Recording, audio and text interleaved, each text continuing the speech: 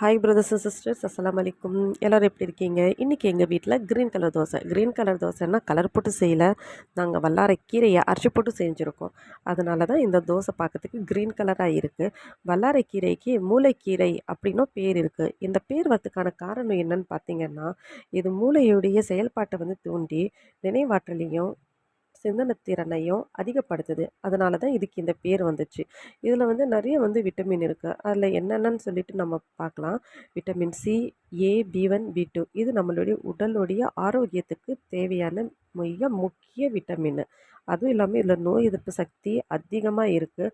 உடலுடைய செல்லை வந்து வளர்ச்சி அடைய செய்து, அப்புறம் இது நம்மளுடைய சருமத்தை வந்து பளபளப்பாக்குது.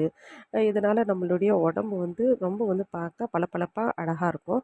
அதுவும் இல்லாமல் இதில் அயன் இருக்குது, கால்சியம் இருக்குது, மெக்னீசியம் இருக்கும். இது வந்து எலும்புக்கு வந்து ரொம்ப வந்து முக்கியம். அது நம்ம எல்லாருக்குமே வந்து தெரியும்.